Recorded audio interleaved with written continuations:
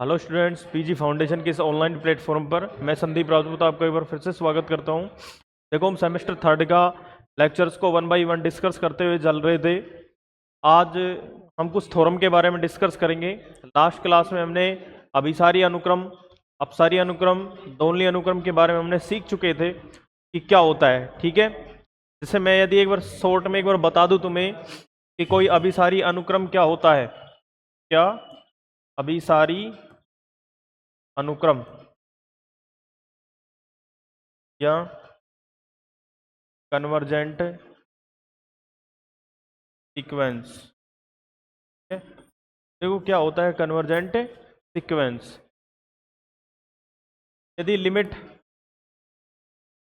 n tend to infinity xn यदि हमारे पास जाई आता है तो क्या होगा, हमारे पास में वो अभिसारी अनुक्रम होगा। साथ में यदि हमारे पास में इन्फिनिटी या माइनस इन्फिनिटी आ जाता है तो यदि हम क्या कहेंगे उसको, अपसारी या डाइवर्जेंट सीक्वेंस।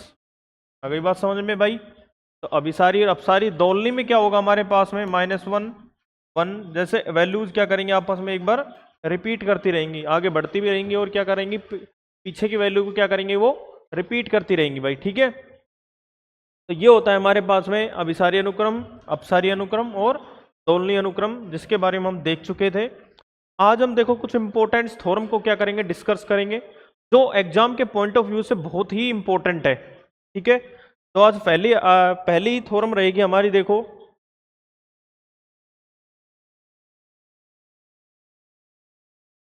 आज की पहली थ्योरम देखते हैं हम।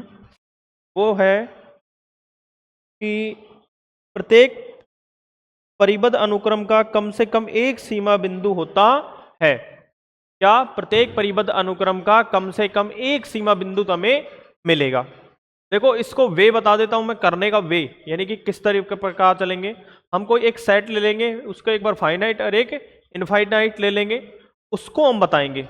एक बार ई में बता देंगे, फाइनाइट वाले में बताएंगे, फिर एक बार बताएंगे इनफाइनाइट में। क्योंकि देखो, हमारे पास में जो सेट होता है फाइनाइट भी होता है, इनफाइनाइट भी होता है, तो हमें दोनों के लिए बताना पड़ेगा। ठीक है, तो मैं थ्योरम का स्टेटमेंट लिख रहा हूं। सबसे पहले थ्योरम का स्टेटमेंट देखो, प्रत्येक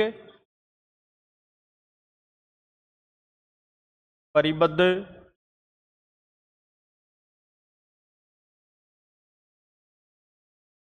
अनुक्रम का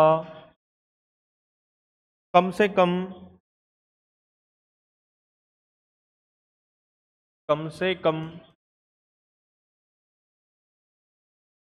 एक सीमा बिंदु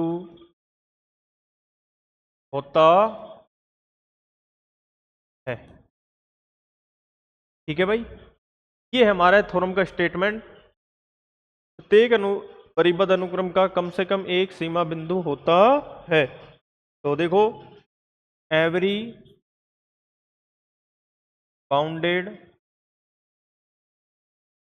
bounded sequence has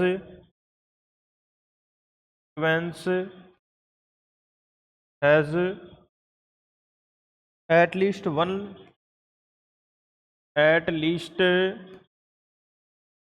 one limit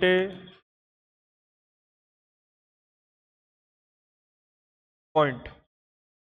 ठीक है भाई, every bounded sequence has at least one limit point. अब देखो, इसको हम प्रूफ करते हैं वन बाय वन। ठीक है, ध्यान से समझते हो जाना।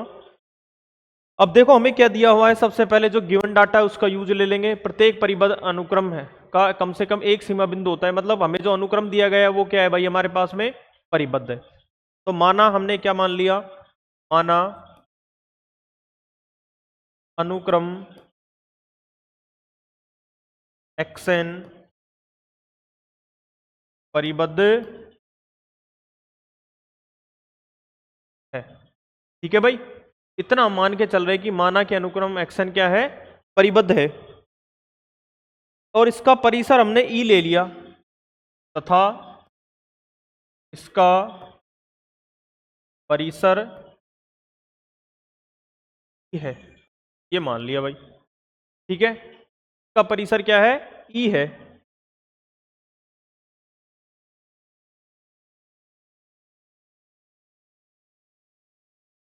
देखो इधर का परिसर क्या है भाई, ई मान लिया। अब देखो ई की हम स्थितियों पर विचार करें तो देखो बराबर होगा हमारे पास में x n such that n is belongs to n. ठीक है, अब हम देखो दो स्थिति आएंगी। कंडीशन फर्स्ट देखो, कंडीशन फर्स्ट वो क्या कहती है, जब ई क्या हो हमारे पास में फाइनाइट सेट हो, यानी कि ई परिमित हो। जब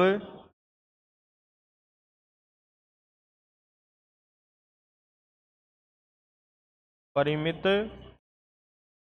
एक कंडीशन हम लेके चल रहे हैं कि ई क्या है हमारे पास में परिमित है। तो देखो इस स्थिति में देखो वास्तविक संख्या अल्फा विद्यमान होगी, तब एक वास्तविक संख्या, वास्तविक संख्या अल्फा विद्यमान होगी। ठीक है, और वो किस प्रकार होगी, n के अनंत मानों के लिए। जैसे x1 x1 आएगा, x2 आएगा, x3 आएगा, n के अनंत मानों के लिए, n के अनंत मानों के लिए, n के अनंत मानों के लिए xn हमारे पास आएगा अल्फा, फॉर ऑल n मेरा किस में बिलोंग करेगा, नेचुरल नंबर में। तो दैट इम्प्लाइज हम क्या कह सकते हैं भाई, xn बराबर हमारे पास आएगा अल्फा होगा, और वो किस में बिलोंग करेगा, अल्फा माइनस एप्सिलॉन और अल्फा प्लस में एप्सिलॉन, यही होगा। ठीक है, जो अल्फा आएगा, अल्फा किस में बिलोंग करेगा, इसके नेबरहुड में आएगा। इसका मतलब क्या हो गया, दैट इम्प्लाइज अल्फा एक्सन का सीमा बिंदु, सीमा बिंदु, ठीक है भाई, अल्फा एक्सन का क्या है, सीमा बिंदु है। तो हमने एक बात तो प्रूफ कर दी भाई।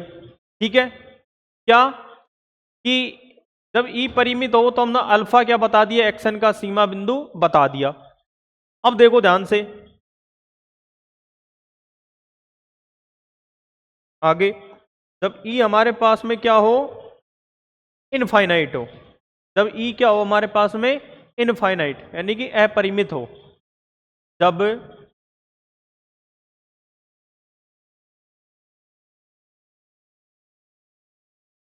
जब कंडीशन सेकंड है, जब ई अपरिमित हो।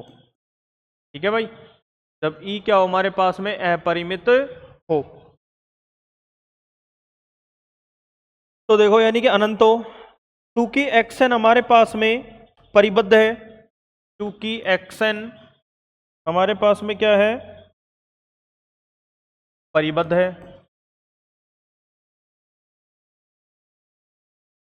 दैट इम्प्लाइज परिसर ई भी परिबद्ध है। देखो एक्शन परिबद्ध तब होगा जब उसके lower bound and upper bound दोनों मिल रहे होंगे। ठीक है, तो यानी कि इसका परिसर ही तो परिबद्ध होगा, तो इसका परिसर ई भी परिबद्ध है। ठीक है भाई, ई भी क्या है हमारे पास में, परिबद्ध है। ठीक है, नेक्स्ट चलते हैं इसके आगे। तो ई आर में अनंत परिबद्ध समुच्चय है, दैट इंप्लाइज ई है ना, वो आर में क्या है, अनंत परिबद्ध समुच्चय।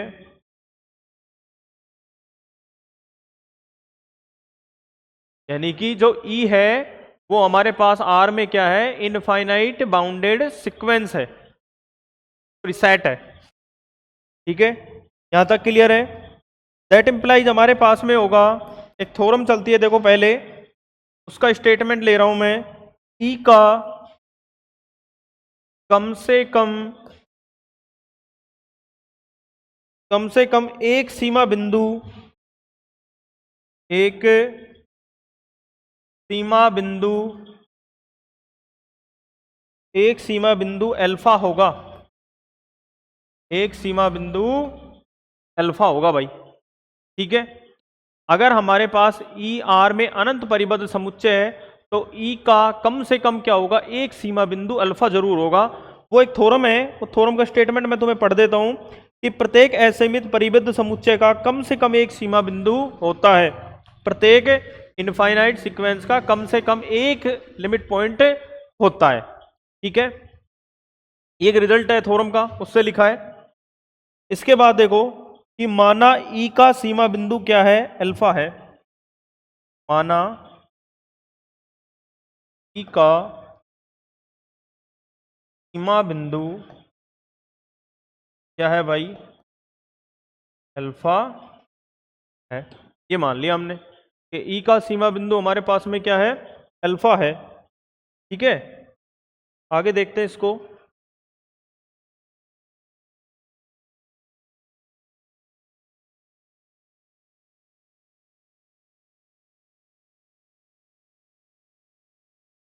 तो देखो भाई, अगर ई का सीमा बिंदु अल्फा है ना, तो क्या होगा, अल्फा के प्रत्येक प्रतिवेश में ई के अनंत अवयव है, ई के अनंत अवयव आएंगे, यानी कि दैट इंप्लाइज अल्फा के प्रत्येक प्रतिवेश में, एक प्रतिवेश में ई के अनंत अवयव हैं, ई के अनंत अवयव है। ठीक है, अब ई के अनंत अवयव है, दैट इंप्लाइज अल्फा के प्रत्येक प्रतिवेश में एक्सएन के अनंत अलग अलग पद भी होंगे भाई। एक्सएन के क्या होंगे, इनफाइनाइट अलग अलग टर्म्स होंगी, वो लिखते हैं हम। दैट इंप्लाइज अल्फा के प्रत्येक प्रतिवेश में, ये कैसे कैसे लिख लेंगे, प्रत्येक प्रतिवेश में, प्रत्येक प्रतिवेश में क्या होगा, एक्सएन के अनंत सीक्वेंस एक्सएन के अनंत अलग अलग पद होंगे भाई। क्लियर है यहां तक? ठीक है भाई, आगे बढ़ते हैं। तो एक्सन अनंत अलग अलग पद होंगे तो एक्सन उसके नेबरहुड में आएगा, सीधी सी बात है भाई। तो एक्सन के नेबरहुड में देखो क्या आएगा, दैट इंप्लाइज एक्सन क्या करेगा, बिलोंग करेगा किसके नेबरहुड में, अल्फा माइनस एप्सिलॉन और अल्फा प्लस के एप्सिलॉन में, और किसके लिए, एप्सिलॉन इज ग्रेटर देन 0 और एन के अनंत मानों के लिए, एन के अनंत मानों के लिए। अब भाई देखो, सीमा बिंदु की डेफिनेशन क्या थी कि उसके प्रतिवेश में बहुत सारे पॉइंट्स होने चाहिए, यही था ना अल्फा के। यदि हम एक्सएन के बहुत सारे पॉइंट्स होने चाहिए, किसी एक अल्फा पर्टिकुलर ले रहे हैं, वास्तविक संख्या के प्रतिवेश में एक्सएन के पद विद्यमान हो, तो ये चीज यही तो बता रहा है भाई। देखो स्टेटमेंट, ये x n is belongs to alpha minus epsilon और अल्फा प्लस में एप्सिलॉन, ये स्टेटमेंट यही बता रहा है। तो इसका मतलब क्या हो गया, दैट इंप्लाइज एक्सएन का सीमा बिंदु का सीमा बिंदु अल्फा है। क्या भाई, एक्सन का सीमा बिंदु क्या है, अल्फा है। क्लियर है? तो यहां से हमारा यही प्रूफ करना था हमें कि एक्सन का सीमा बिंदु क्या है, अल्फा। तो हमने देखो दोनों में बता चुके हैं, किस किस में बता दिया है, ई जब फाइनाइट है तब उसमें बता दिया, और जब ई इनफाइनाइट है तो उसमें भी हमने बता दिया है। तो देख लो एक बार जल्दी से इसको।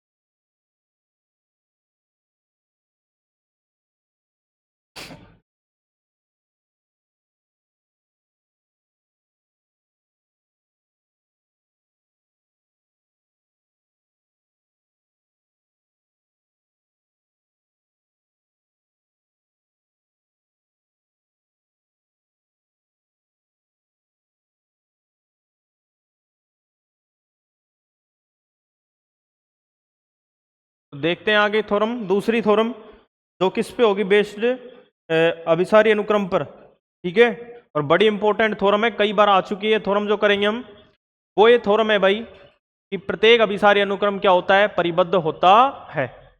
प्रत्येक अभिसारी अनुक्रम क्या होगा हमारे पास में, परिबद्ध होता है।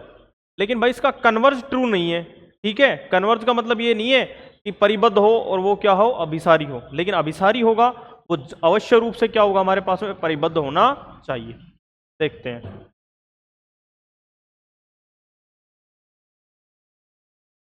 स्टेटमेंट लिखता हूं मैं पहले कि प्रत्येक अभिसारी अनुक्रम, थ्योरम लिखते हूं, थ्योरम ये है कि प्रत्येक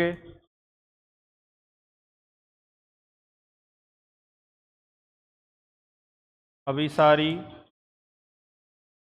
अनुक्रम, प्रत्येक अभिसारी अनुक्रम परिबद्ध है।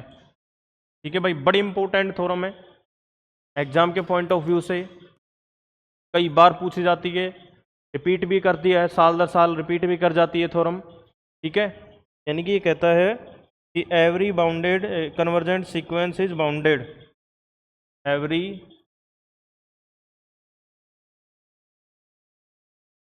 Convergent sequence is bounded. ठीक है भाई, every convergent sequence is bounded. तो देखो इसको करते हैं प्रूफ वन बाय वन, वही हमारे पास में गिवन डाटा के हिसाब से लेके चलेंगे। अब देखो गिवन डाटा यही है कि प्रत्येक अभिसारी अनुक्रम क्या होता है, परिबद्ध होता है, ये सिद्ध करना है। तो मतलब अनुक्रम को हम क्या लेके चलेंगे, अभिसारी। ठीक है, तो देखो माना कि एक्सन एक अभिसारी अनुक्रम है, माना एक्सन एक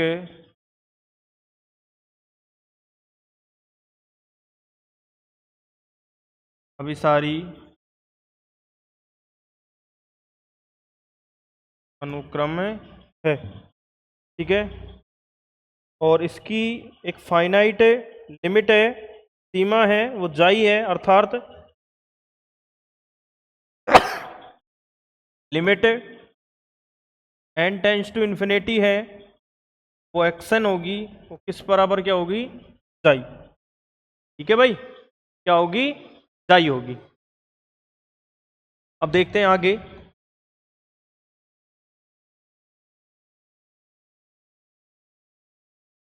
हाँ भाई देखो उधर, देखो limit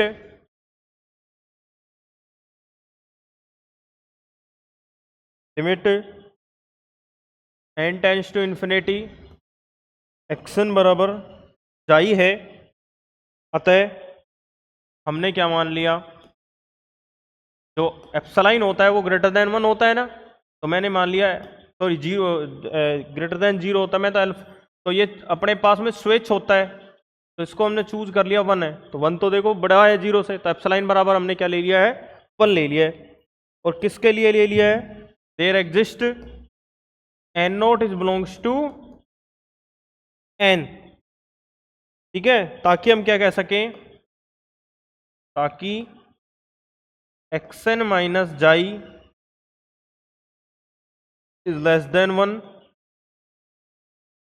for all n naught belongs to n. देखो भाई कुछ नहीं है, सेम टू सेम जो डेफिनेशन है उसको लिखा है मैंने। देखो वो डेफिनेशन क्या थी, alpha is greater then, alpha किसी धनात्मक के लिए क्या करना था, अब अल्फा धनात्मक को मैंने पर्टिकुलर ले लिया है, वो क्या ले लिया है 1, और उसी बात को यहां हम क्या लिखते थे, लेस देन एप्सिलॉन लिखते थे, अब हमने एप्सिलॉन को क्या कर लिख दिया है 1, तो ये लगा दिया 1 लगा दिया है।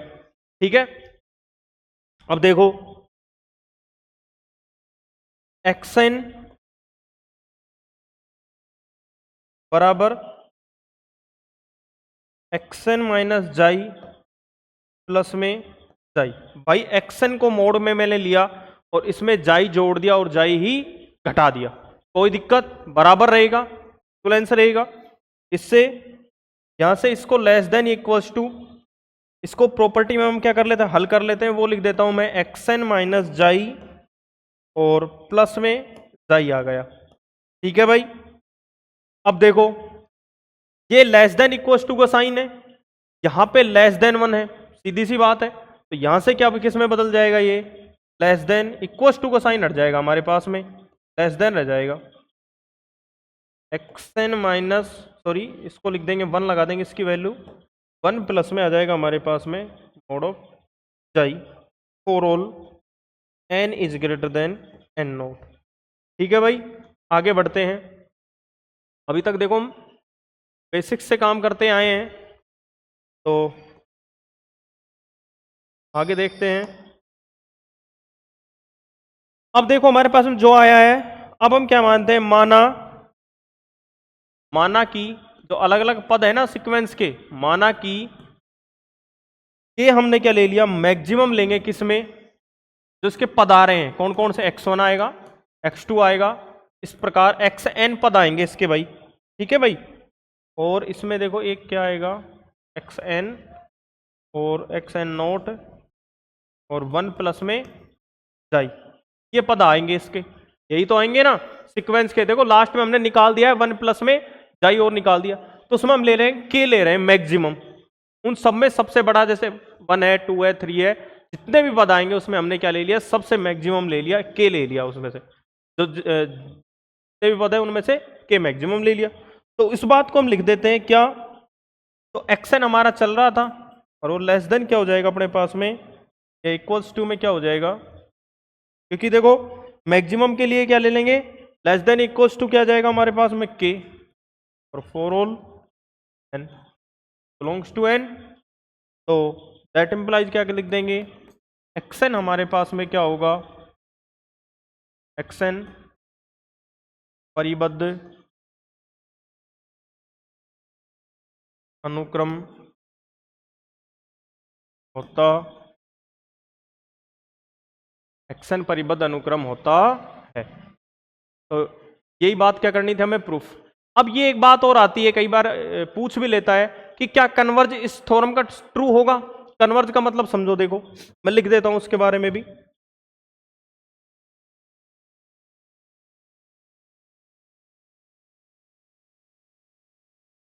देखो उधर, कन्वर्ज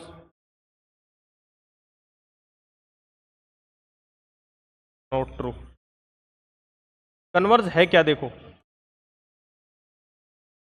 परिबद्ध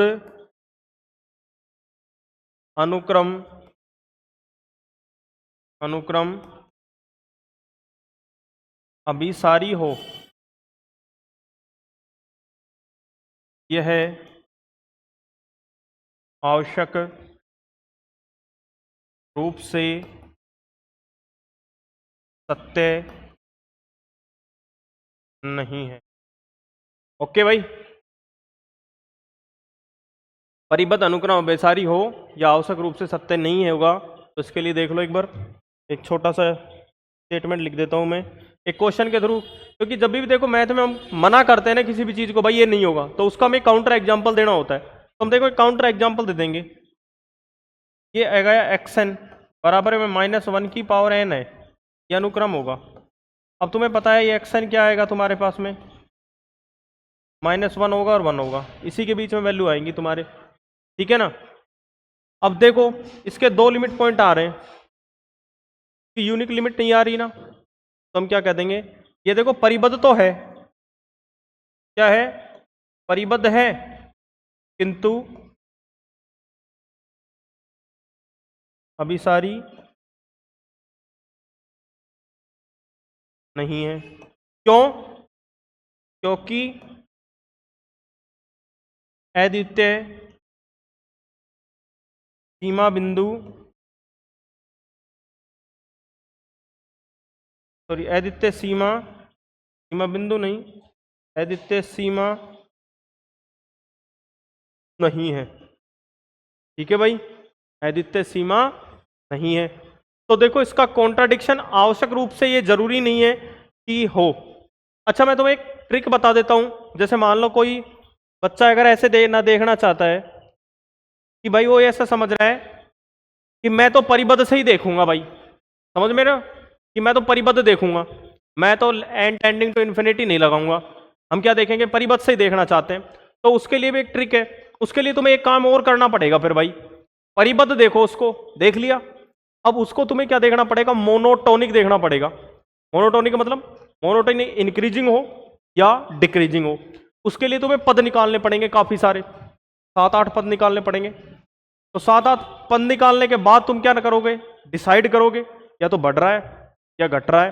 ठीक है भाई, तो उसके आधार पे तुम क्या कह सकते हो, ये क्या है अपने पास में कन्वर्जेंट है। ठीक है, ऐसे नहीं है कि 2 पद निकाले, जैसे ये है -1 की पावर क्या लगा दी तुमने, n लगा दी, और 2 पद निकाल दिए इसके, और 2 पद निकालने के बाद क्या कह रहे हो भाई ये तो कन्वर्जेंट हो गया। नहीं, 2 पद में क्या आएगा, अलग अलग पद भी आ जाएंगे, देखो जिसमें ये आ रहे हैं। तो तुम्हें क्या पढ़ना है, जैसे इसी क्वेश्चन के हम वापस पद निकाले, जैसे x1 x2 x3 x4 xn तक निकालेंगे, तो देखो पद क्या कर रहे हैं, वापस रिपीट कर रहे हैं, यानी कि दोलनी अनुक्रम हो रहा है ये।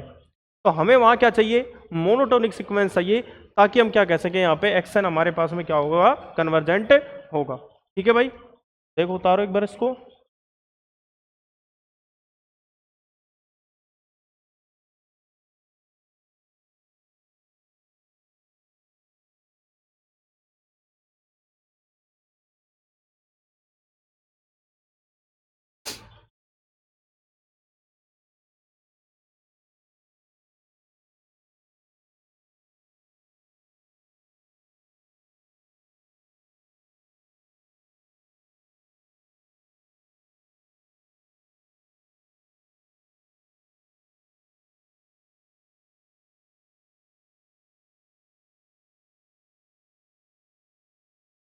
ठीक है भाई, आगे बढ़ते हैं हम नेक्स्ट थ्योरम पे। नेक्स्ट थ्योरम ये कह रही है भाई कि जो हमारे पास में सीमा है ना, वो अद्वितीय होती है। जैसे हमने कई बार इसको यूज भी कर लिया है, अब इस बात को हम प्रूफ भी कर देते हैं क्या, कि सीमा क्या होती है हमारे पास में, अद्वितीय होती है। तो उसके लिए हम देखो 1 बाय 1 प्रूफ करते हुए चलते हैं। अद्वितीय कैसे होगी सीमा किसी सीक्वेंस की, यदि वो अभिसारी है ना, यदि कोई अनुक्रम xn अभिसारी है तो उसकी सीमा क्या होगी हमारे पास में, अद्वितीय होगी। ठीक है, तो इस बात को मैं लिख देता हूं, क्या, पहले थ्योरम का स्टेटमेंट लिख देते हुए, फिर वे देख लेंगे कैसे आगे बढ़ना है इसमें। यदि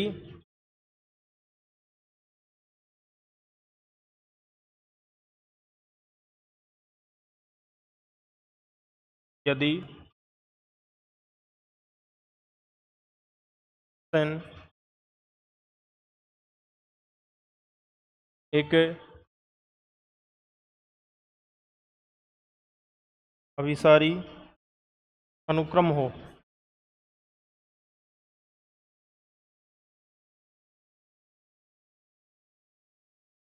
तो सीमा अद्वितीय होगी।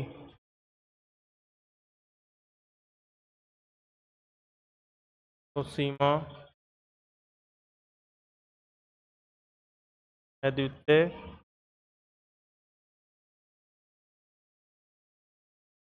ठीक है। If xn is convergent, if xn is convergent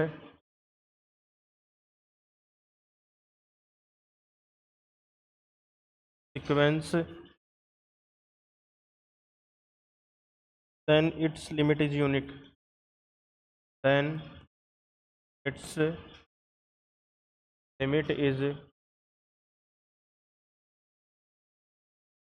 ठीक है भाई। तो हमारे पास में उस अनुक्रम की क्या आएगी, सीमा अद्वितीय होती है। ठीक है, अब देखते हैं इसको आगे।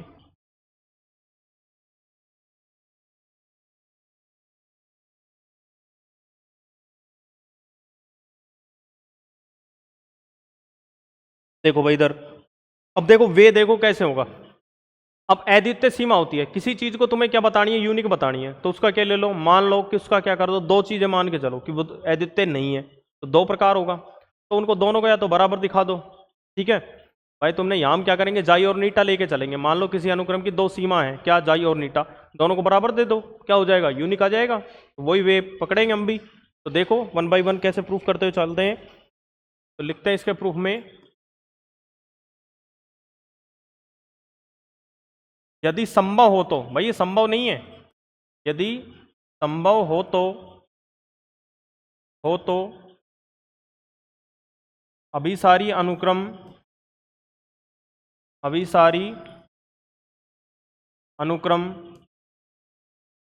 xn की दो सीमा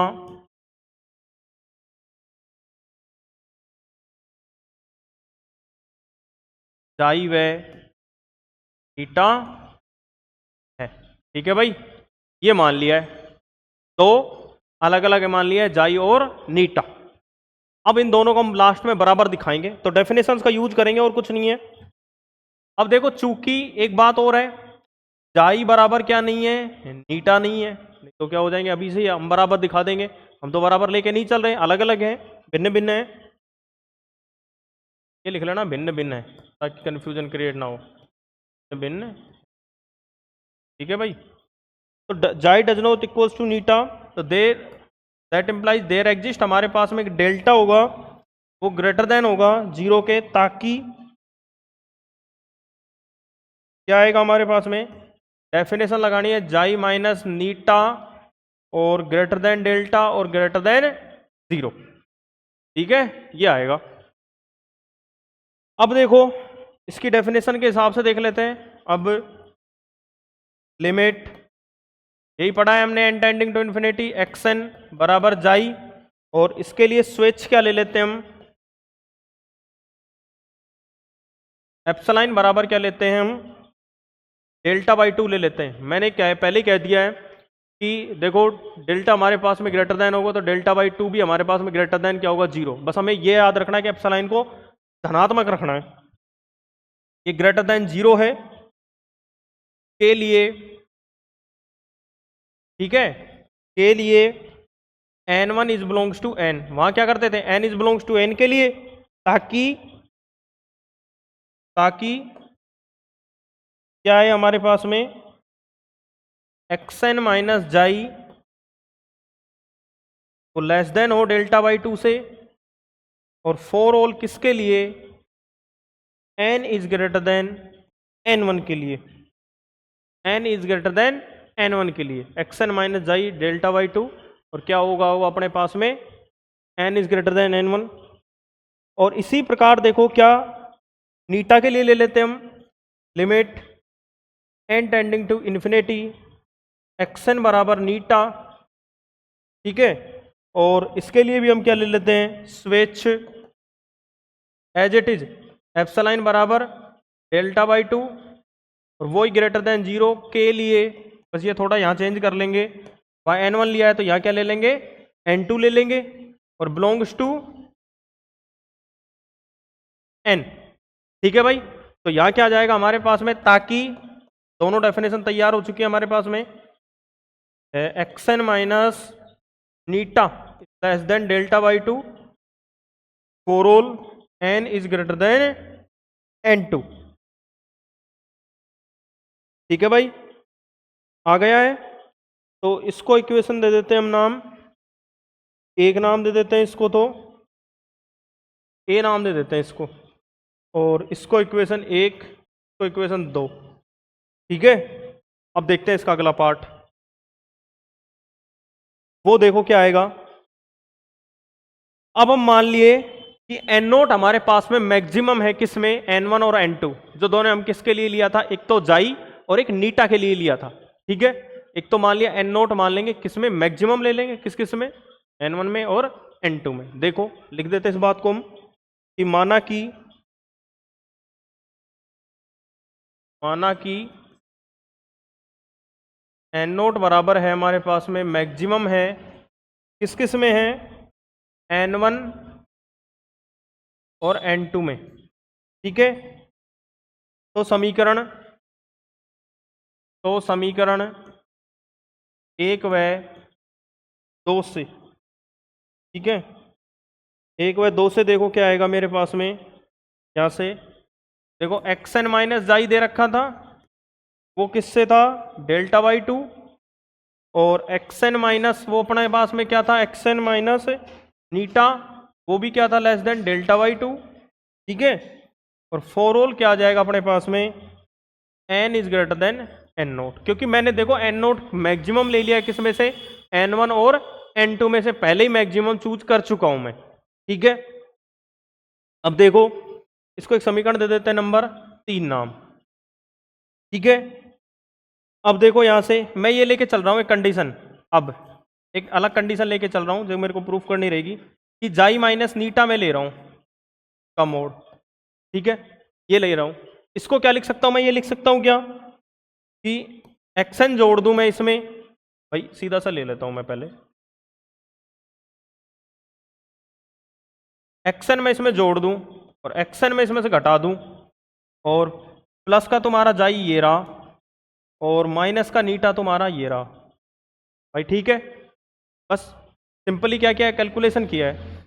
अब मैं देखो इसको इस प्रकार लिख रहा हूं, एक्सन माइनस जाई तो एक्स ले रहा हूं, ठीक है, एक्सन माइनस नीटा ले रहा हूं, एक्सन माइनस नीटा ले रहा हूं। ठीक है भाई, एक्सन माइनस नीटा तो मैं एक साथ ले लेता हूं भाई। ठीक है, अब इसमें से मैं माइनस कॉमन ले लेता हूं एक्सन और जाई में से, यहाँ क्या आ जाएगा मेरे पास में, एक्सन माइनस जाई। ठीक है, ये अपने पास मोड में है ही। ठीक है भाई, अब देखो, अब इसमें इनइक्वालिटी लगा देंगे हम, तो देखो क्या आएगा, इनइक्वालिटी लगाने के बाद में हमारे पास में क्या आएगा, एक्सन माइनस नीटा और प्लस में एक्सन माइनस जाई। ठीक है, अब इनके वैल्यू है ये हमारे पास में delta by to, delta by to value है, यूज ले लेते हैं इनका। भाई यहाँ पे हमारे पास में वैल्यूज है delta by two is less than equals to delta by two plus में डेल्टा बाई टू, और ये आ जाएगा हमारे पास में डेल्टा, और फॉर ऑल किसके लिए, n is greater than n naught के लिए आ गया हमारे पास में, यानी कि हमारे पास में क्या आ गया, जाई माइनस नीटा इज लेस देन डेल्टा।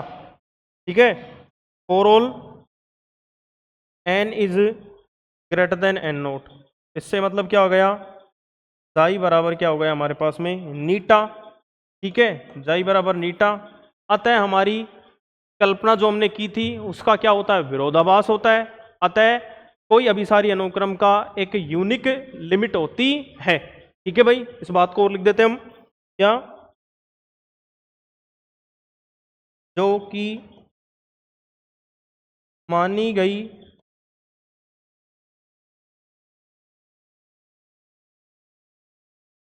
कल्पना का विरोधाभास है, अतः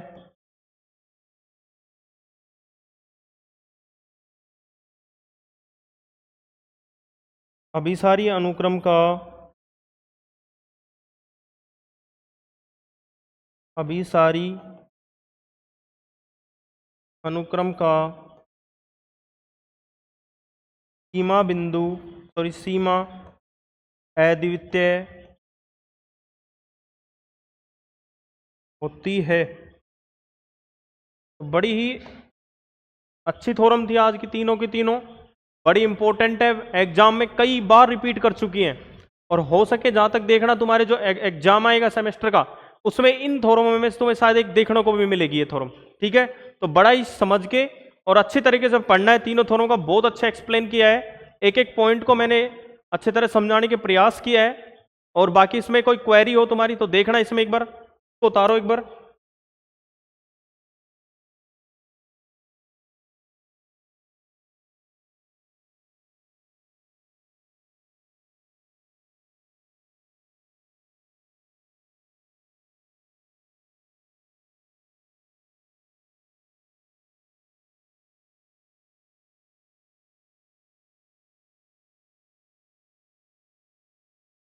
भाई आगे के लिए बने रहिए हमारे यूट्यूब चैनल के साथ, और हम आगे की थ्योरम्स और डेफिनेशन के लिए तुम्हारे पास आते रहेंगे इसी तरह क्लासेस लेके, और आपकी कोई क्वेरी हो या कोई स्टेप समझ में नहीं आया या थ्योरम का स्टेटमेंट कहीं भी कुछ समझ में नहीं आ रहा है तो आप हमें कमेंट सेक्शन में कमेंट कर सकते हैं। जैसे ही हमारी टीम देखेगी उसका आपका तुरंत कमेंट का रिप्लाई दिया जाएगा।